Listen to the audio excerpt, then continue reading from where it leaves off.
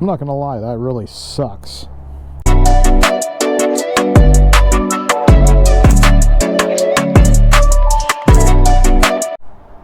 What's up, you guys and gals? This is Phantom Rider 698 coming to you live through the power of YouTube.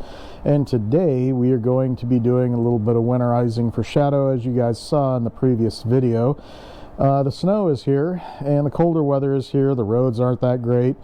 So we are going to put Shadow down for the season today, and I'm going to show you the process of how I do it, and you guys can take that as you will.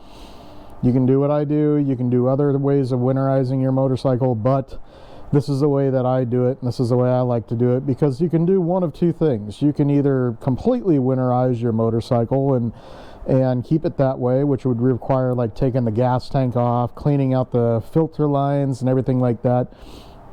Or you can do what I do and put a battery charger on it and then run it every couple weeks or so. Just run it in the garage, let the engine move the oil and the gas through the lines and everything. But I'll go ahead and get started with what I do in getting Shadow ready for the winter. First thing that I'm going to do now is I'm going to take the seat off of Shadow, and underneath the seat down here is where Shadow's battery is stored. So we're going to get the seat off of here. We're going to go in here, and just around the corner here there's going to be those guys right there. There's going to be one here, and there's going to be one on the other side here. So what I'm going to do is I'm going to get a proper Allen wrench, and we're going to unscrew that guy and take this seat off. And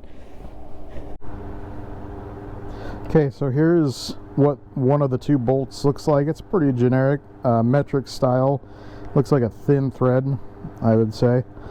And as you can see, it's an Allen wrench. This one's kind of bored out pretty well, so I may go ahead and take this guy to the store and see if I can't find a couple of replacements for it, and that way next year when Shadow's seat goes back on, I'm gonna have a little bit better of a bolt on there. But here's the very typical Allen wrench, and this size came from the DeWalt metric set. So this one came out to be a size, I don't know if you can see that there, a size 6. There's 7, 6, 5, 4. So this one's a 6.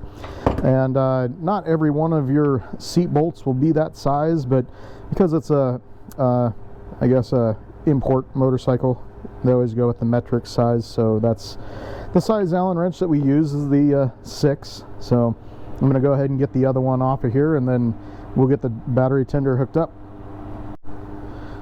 Alright, now we got the two bolts removed using the Allen wrenches. So now we're going to go over to Shadow here. The seat is loose, so I can just pick up the back end here, just like that. Pops right out, and there is your battery. So now what we're going to do is we're going to get the seat out of the way. And the battery's down here. Now I have a special kind of exhaust pipes, Vance and Hines, on the motorcycle, so I need to run the dyno jet. This is the I think it operates the carb, is what it is. Allows for me to be able to run these style of pipes, the Vance and Hines pipes, and be able to still use Shadow the motorcycle too. So while we're in here, you'll notice that back here there's a little screw that holds this cover on for the battery. So we're going to go ahead and take this screw out and pop this cover off, and then we're going to be careful not to dislodge anything here with the dyno jet. And when I get back here, we'll have access to the battery. Okay, here we are again. We got the cover removed from the battery. There's the battery inside there. There's the cover with the dyno jet controller on it. And any time that you guys remove anything off your motorcycles for the winter, unless you have a great way of storing things, I always put the screws back in where I found them. I won't screw them all the way in. I'll just hand tighten them in, and always make sure I put them back. That way I don't lose them in the garage. I'm pretty good about that. But here's your battery components, and pretty simple. Here's your red on this side. On the opposite side here is the black and kind of elevate here and show you guys exactly where. Red on this side, positive on this side, black on the other side, negative. Let's go ahead and put the battery tender on there, and we'll let it charge, trickle charge throughout the winter. I always put these things on. I always make sure I put these guys on first. I don't plug it in first and then put these guys on, because if you ever like touch these, you'll cause a spark, and you may not electrocute yourself, but me, I always will electrocute myself, because this is having to do with electricity. And as you guys know, I don't mess around with electricity because of that very reason. So I always put this piece on. This is the battery trickle charge, battery tender, and I always put the battery components on first, then I plug it in. So we're going to go ahead and put this guy on here, and then we're going to plug it in, and then I'll show you how it works. And here we are, you guys. We are hooked up. That is flashing green.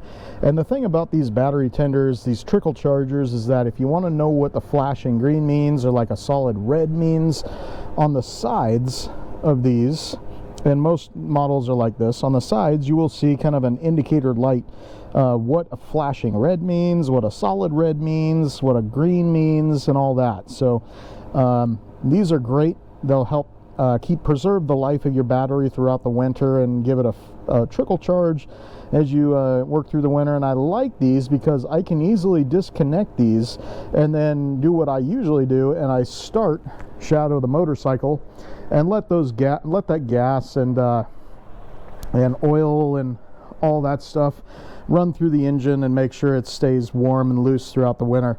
And then if there's any possibility of riding in January or February when there's no snow on the ground or ice on the ground or water on the ground, any rain or anything like that, then I'm good to go, and I can just put everything back together and I can take off.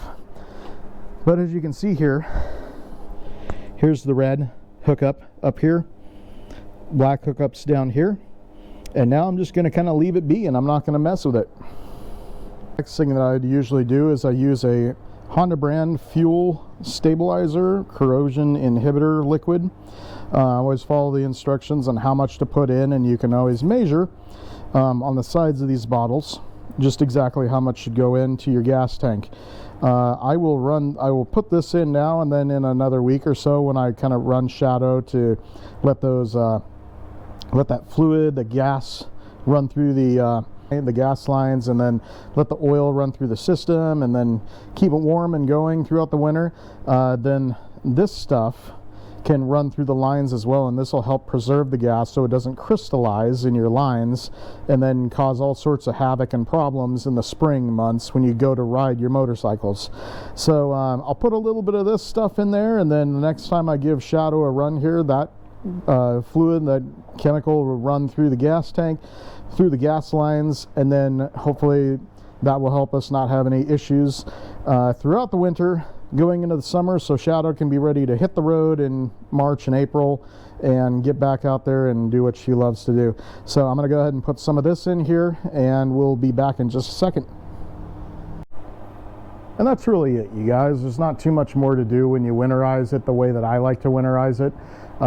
What I used to do is I used to also put a jack underneath the motorcycle and lift it up off the ground a little bit so the weight of the motorcycle isn't sitting on the tires. That way that flattens the tires out.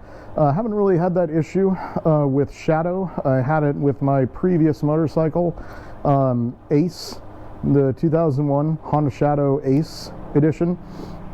I had it with that motorcycle, but I haven't had that issue with Shadow, so I haven't really done that with Shadow, but I could always do that if I wanted to, and then always make sure you secure your motorcycle so it doesn't tip over.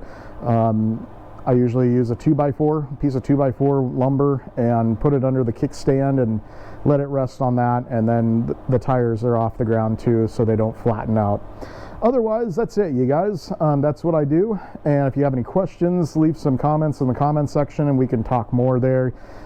Thank you for watching, and thank you so much for subscribing, and hit the like button if you like the video, and I'll see you in the next video. Hopefully spring will be around the corner soon.